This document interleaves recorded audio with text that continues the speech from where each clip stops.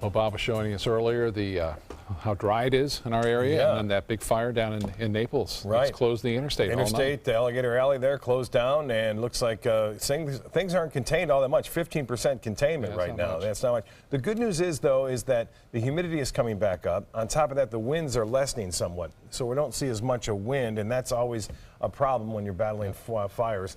We are looking at some lighter winds around, too, throughout the day tomorrow.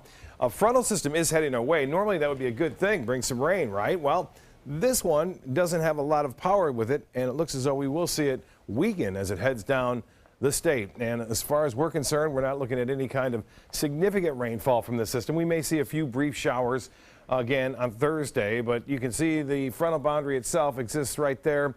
And it's a cold front. There's not much of a cold front. It will push to the southeast over the next 48 hours and then eventually fade away right across central Florida. Now, there were a few light rain showers into central Florida as a result of that east to southeasterly wind component, which brought some moisture in from the Atlantic and hit the warmer temperatures of the inland areas and produced a few light rain showers. Well, with the photos that were sent in today, a beautiful shot from Casey Key. Kathy sending this one in.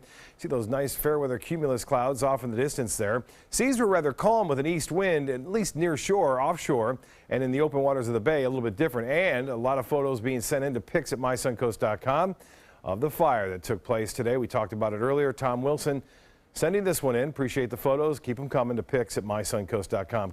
Casey Key webcam review showing the nice weather for beaches, and then we saw a few clouds move in late in the evening just as the sun was setting, and that's a result of that southeasterly flow. I wanted to show you this. This is where the fire is right here, and it's 6,500 acres. That's a big fire, and it's moving as the smoke goes toward the northwest. You can see the plume of that smoke right there quite clearly working its way off into Sarasota and into Charlotte counties earlier today, and that could again be a problem tomorrow. Well, the wind, as I said, the gusts will be coming down tomorrow. We had gusts as high as 30 miles an hour today. The wind gusts tomorrow should not be nearly as high, maybe 10 to 15 at times throughout the midday and into the early afternoon hours. We are not anticipating a very windy day on Wednesday, but we will see the winds return on Sunday as a result of another storm system and cold front headed our way. The next front on Sunday has a little bit better chance to produce some showers, but it doesn't appear that it's going to be a widespread rain event by any stretch at this point. 66 degrees at the Sarasota Bradenton Airport, a couple degrees warmer in Bradenton and in Venice. We have generally fair skies. The high today above average, 82 degrees, or 83 I should say. 75 is the average and 89 the record set back in 1964. And no rainfall to report today. We're over 3.5 inches below average for this year thus far.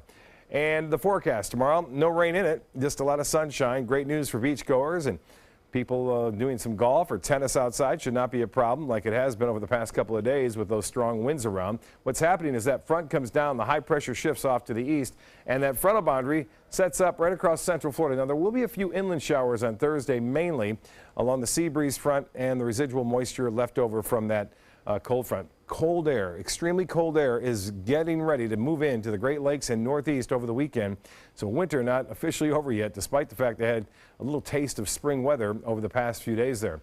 Well, for boaters, it will be a light chop out there in the bays and inland waters. The forecast for Wednesday, sunshine and then a slight chance for showers comes Thursday and Friday. We lose an hour over the weekend, remember that. And then the clouds move in a little bit on Sunday, Monday, and Tuesday with a slight chance for a few showers at this time. That could change. We'll see how the other forecast models play out for the rest of the week.